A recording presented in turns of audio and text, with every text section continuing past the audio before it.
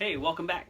This is Harry Potter and the Chamber of Secrets, Chapter 14, Cornelius Fudge, Part 2. So if you haven't listened to Part 1, go back and check it out, okay?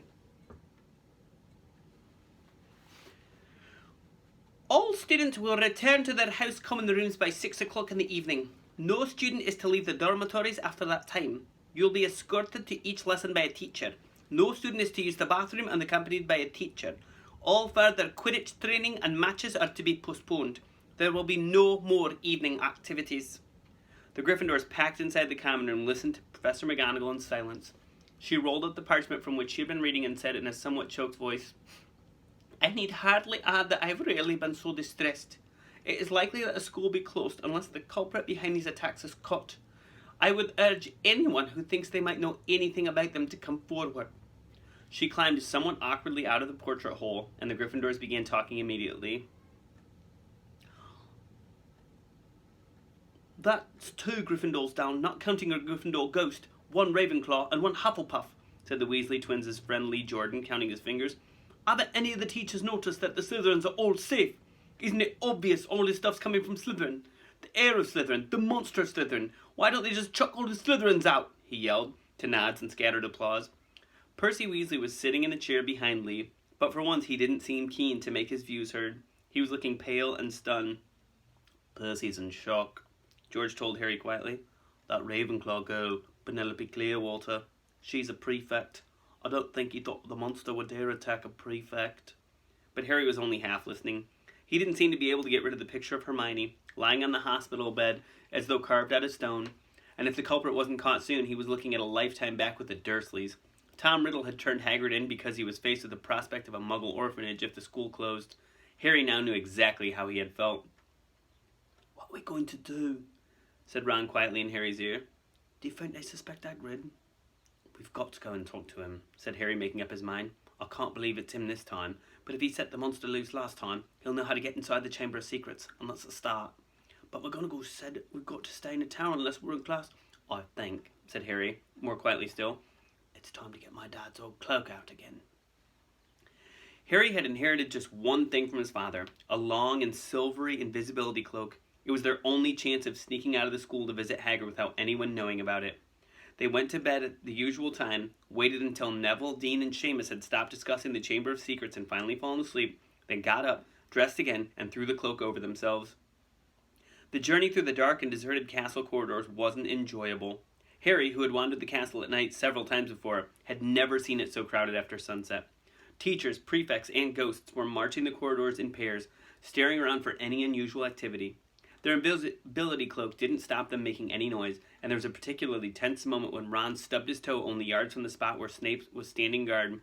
Thankfully, Snape sneezed at almost the exact same moment that Ron swore. It was with relief that they reached the oak front doors and eased them open. It was a clear, starry night. They hurried toward the lighted windows of Hagrid's house and pulled off the cloak only when they were right outside his front door. Seconds after they had knocked, Hagrid flung it open. They found themselves face to face, with him aiming a crossbow at them, Fang the boarhound barking loudly even behind him. Oh, he said, lowering the weapon and staring at them. What are you two doing here? What's that for? Said Harry, pointing at the crossbow as they stepped inside. Nothing. Hagrid murmured. I've been It doesn't matter. Sit down, I'll make you tea. He had hardly seemed to know what he was doing. He almost put out the fire, spilling water from the kettle on it, and then smashed the teapot with a nervous jerk of his massive hands. Are you okay, Hagrid? Said Harry. Did you hear about Hermione? Oh, I heard all right, said Hagrid, a slight break in his voice. He kept glancing nervously at the windows. He poured them both large mugs of boiling water, he forgot to add tea bags, and was just putting a slab of fruitcake on a plate when there was a loud knock at the door. Hagrid dropped the fruitcake. Harry and Ron exchanged panic-stricken looks, then threw the invisibility cloak back over themselves and retreated into a corner. Hagrid checked that they were hidden, grabbed his crossbow, and flung open his door once more. Good evening, Hagrid. It was Dumbledore. He entered looking deadly serious and was followed by a second very odd-looking man. The stranger was a short, portly man with rumpled gray hair and an anxious expression. He was wearing a strange mixture of clothes, a pinstripe suit, a scarlet tie, a long black coat, and pointed purple boots. Under his arm he carried a lime green bowler hat. That's Dad's boss, Ron breathed. Cornelius Fudge, he's a minister of magic. Harry elbowed Ron hard to make him shut up.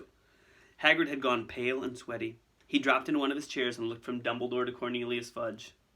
"Yeah, bad business there, Hagrid," said Fudge in a rather clipped tone. "Very bad business. Had to come. 4 attacks on Muggleborns. They've gone far enough. Ministry's got to act." "I never," said Hagrid, looking imploringly at Dumbledore. You know I never, Professor Dumbledore, sir." "I want it understood, Cornelius, that Hagrid has my full confidence," said Dumbledore, frowning at Fudge.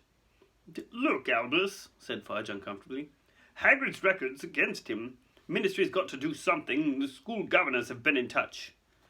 "Yet again, Cornelius, I tell you that taking Hagrid away will not help in the slightest," said Dumbledore. His blue eyes were full of fire that Harry had never seen before.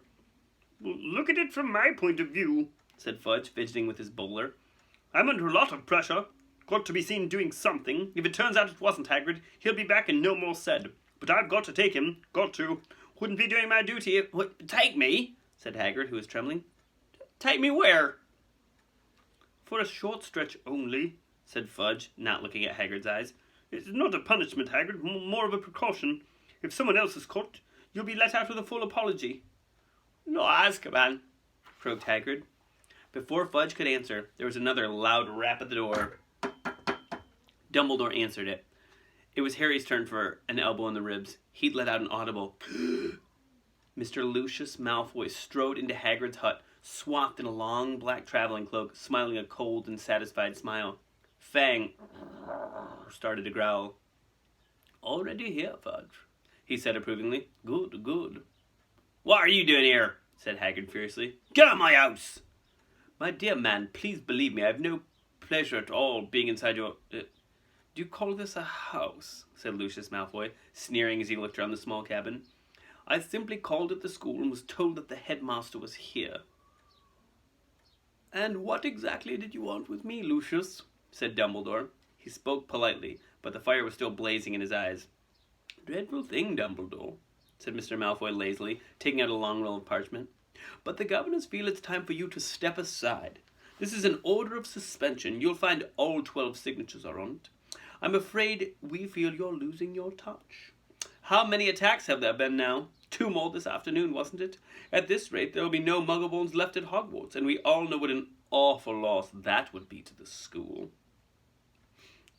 "Oh, now see here, Lucius," said Fudge, looking alarmed. "Dumbledore suspended. No, the last thing that we want just now—" "The appointment or suspension of the headmaster is a matter for the governors, Fudge," said Mr. Malfoy smoothly. "And as Dumbledore has failed to stop these attacks—" Now look, Lucius, if Dumbledore can stop them," said Fudge, whose upper lip was sweating now. "I mean to say, who can?" "That remains to be seen," said Mr. Malfoy with a nasty smile. "But all 12 of us have voted." Hagrid leapt to his feet, his shaggy black head grazing the ceiling. "And how many did you have to threaten and blackmail before they agreed, Malfoy, eh?" he roared. "Dear, dear, you know that temper of yours will lead you into trouble one of these days, Hagrid," said Mr. Malfoy. "I would advise you not to shout at the Azkaban guards like that. They won't like it at all."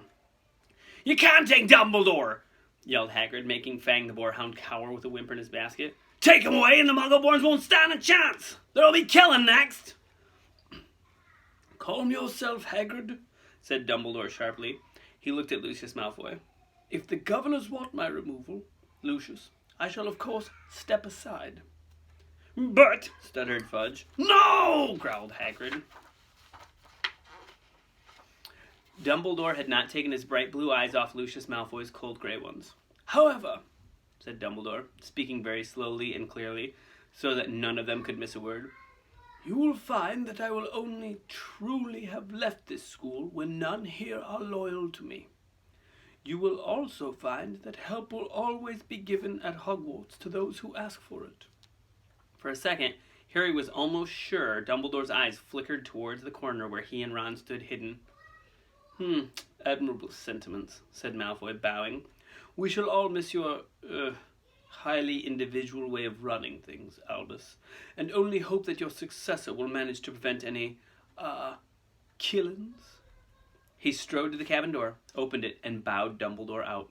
Fudge, fiddling with his bowler, waited for Hagrid to go ahead of him, but Hagrid stood his ground, took a deep breath, and said carefully, "If anyone wanted to find out some stuff, all they'd have to do would be to follow the spiders. That'd lead 'em right. That's all I'm saying." Fudge stared at him in complete amazement. "All right, I'm coming," said Hagrid, pulling out his moleskin overcoat. But as he was about to follow Fudge to the door, he stopped again and said loudly, "And someone will need to feed Fangwell, Moy." The door banged shut, and Ron pulled the invisibility cloak off. "We're in trouble now," he said hoarsely. "No Dumbledore.